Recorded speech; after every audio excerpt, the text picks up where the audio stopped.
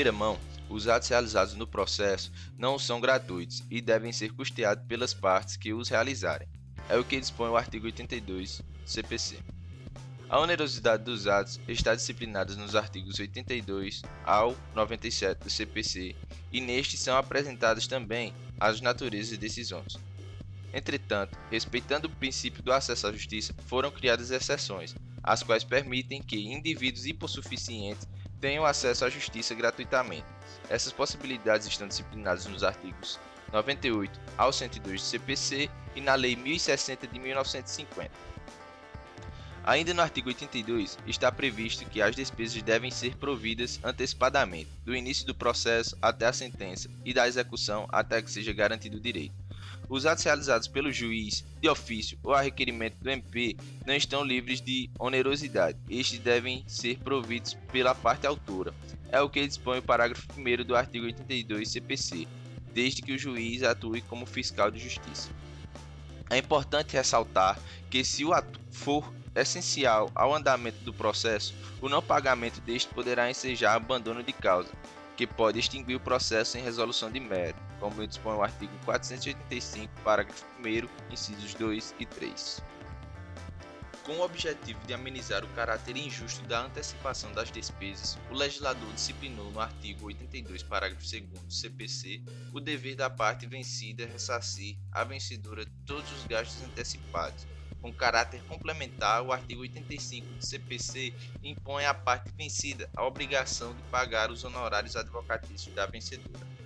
Nas ressalvas aos efeitos da sucumbência, no tocante é o ressarcimento das despesas e honorários advocatícios. Nas ações sobre juízes divisórios, existe primeira fase e segunda fase. Na primeira fase, as partes pagarão proporcionalmente os seus quilhões. Na segunda fase, as despesas serão sempre rateadas. No entanto, na desistência, renúncia ou reconhecimento, se alegado por uma parte, a parte responderá solidariamente pelas despesas processuais. Caso, se a desistência, renúncia ou reconhecimento for parcial, ambos serão responsáveis proporcionalmente pelas despesas processuais. Nas despesas em que a Fazenda Pública Nacional seja parte, as partes têm a responsabilidade pelos honorários dos seus advogados. E se houver assistente, o assistente será condenado às custas de acordo com suas atividades no processo. Já a sucumbência recíproca, em processo em que as partes saiam vencidos e vencedores, os mesmos arcarão com as despesas processuais de acordo com o artigo 86 do Código de Processo Civil. Na sucumbência recíproca, cada advogado receberá integralmente sobre o valor da parte que saiu vitoriosa. Não cabe compensação. As partes devem pagar os seus respectivos advogados. Nas ações de danos morais, pode o juiz requerer a uma das partes a sucumbência total. Já na realização da obrigação de pagar as despesas processuais, os serventários e auxiliares da justiça dispõem de um título executivo para cobrar os seus créditos por atuação no processo. A parte vencedora poderá exigir o reembolso das despesas antecipadas e honorários do seu advogado. Se for extinto sem resolução de mérito, por pedido da parte ré, o autor não poderá propor nova ação, antes que pague as despesas e honorários a que foi condenado. Das multas, se ferir a dignidade da justiça ou se houver litigância de má-fé, gerará uma multa à parte. Na dignidade da justiça, a multa será revertida à Fazenda Pública. E na litigância de má-fé, a multa será revertida em benefício contrário à parte que agiu de má-fé, que seja favorável para fins de cumprimento da sentença. Vamos falar um pouco de honorários do advogado, honorários sucumbenciais, direito autônomo do advogado, inclusão dos honorários advocatícios no ressarcimento das perdas e danos e da gratuidade da justiça. De acordo com o artigo 85 do CPC, a sentença condenará o vencido a pagar os honorários ao advogado do vencedor. Sendo assim, só a sentença ao encerrar o processo é que resolverá a questão dos honorários, salvo na execução de cumprimento de sentença quando é tratada em decisão interlocutória. Pouco importa o contrato firmado entre a parte e seu advogado ou a quantia efetivamente paga. O ressarcimento dos gastos advocatícios será sempre feita conforme o valor fixado pelo juiz, de acordo com o artigo 85, parágrafo 2º. Na verdade, os honorários sucumbenciais não se revertem para a parte vencedora, mas constituem direito do advogado e tem natureza alimentar, com os mesmos privilégios de direito oriundo da legislação do trabalho. Por isso mesmo fica vedada a compensação em caso de sucumbência parcial. Já o artigo 82, parágrafo 2º, diz que a sentença condenará o vencido a pagar ao vencedor as despesas que antecipou. Mas tais despesas só abrangem as custas dos atos do processo, não inclui, portanto, os gastos do vencedor com seu advogado. Já a regra geral traçada pela sucumbência é de que a sentença condenará o vencido a pagar os honorários do advogado vencedor. Artigo 85. Trata-se assim de remuneração direta do advogado do vencedor e não de reembolso de gasto da parte, tendo legalmente natureza alimentar. Diante da injustiça, da literalidade da regra da sucumbência, que gera em torno dos gastos, da parte vencedora, o STJ vem entendendo que os honorários contratuais não se confundem com os sucumbenciais. E este, de acordo com a lei, constitui crédito autônomo do advogado da parte vencedora e devem ser reclamados pelo próprio advogado, diretamente à parte vencida, como crédito próprio, não beneficiando, portanto, o cliente. Segundo o STJ, o Código Civil ao regular a reparação das perdas e danos, exclui expressamente no respectivo montante dos gastos honorários de advogado. Esses gastos, obviamente, não se recuperam por meio de verbas dos honorários sucumbenciais, visto que esta constitui crédito autônomo do advogado. Daí que os honorários convencionais, como regra geral, suportado pelo vencedor, terão que integrar as perdas e danos, a fim de que seja proporcionada àquele direito à reparação integral do dano sofrido.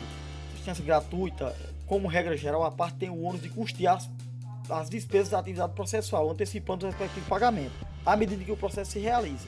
Porém, dessa forma, seria privar os hipossuficientes de acesso à justiça. Desta feita, a Constituição garantiu acesso à justiça aos necessitados na forma da lei. O gratuito tanto abrange as pessoas físicas como jurídicas, sendo que as pessoas jurídicas apenas precisam comprovar sua hipossuficiência, seja nacional ou estrangeira, assim como as pessoas físicas, sejam nacional ou estrangeira. Lembrando que só a pessoa jurídica necessita comprovar a sua hipossuficiência. De acordo com o artigo 5º da Lei 1060 de 1950, a assistência judiciária deve ser prestada por órgão oficial, quando impossível por advogado nomeado pelo juiz, por escolha da parte ou por indicação da OAB, ou por eleição do próprio juiz, quando não adotadas as hipóteses anteriores, para não ferir o princípio de impessoalidade. Se o beneficiário da justiça gratuita não for representado pela Defensoria Pública, seu advogado para requerer o benefício da assistência judiciária, e para isso deve ter expressos poderes, para declarar a hipossuficiência econômica do seu cliente, constante das cláusulas específicas do mandato, conforme o artigo 105 do caput do CPC. A parte sendo beneficiária da justiça gratuita, o seu advogado não ficará isento do preparo do recurso, que versa exclusivamente sobre os seus honorários, fixado em seu favor, a menos que comprove a hipossuficiência econômica também. No caso, para o advogado requerer a gratuidade no pedido do recurso, ele tem que comprovar a hipossuficiência também. Eu vou falar um pouco da revogação do benefício da justiça gratuita. É possível admitida através da Lei 1060 do ano de 1950, é admitida através de ofício por interesse do juiz ou por interesse da parte contrária, sendo sempre garantida a outra parte contraditória e ampla defesa. O novo NCPC não revogou essa possibilidade. No caso da confirmação, a parte pode entrar com recurso de apelação, no qual ela vai ficar isento do pagamento das custas até o resultado do recurso. Saiu o resultado, foi confirmado o indeferimento, ela tem que fazer o depósito do recolhimento em até 5 dias. No trânsito julgado e sendo confirmado pelos tribunais, a parte ela tem que fazer o recolhimento de todas as despesas de acordo com o que o juiz fixou, não ficando isento de possíveis sanções, como por exemplo extinção do processo ou julgamento sem mérito. Também esse recolhimento vai ser destinado à fazenda, que pode ser estadual ou federal, e pagamento de multa, e pode incidir também o nome na dívida ativa.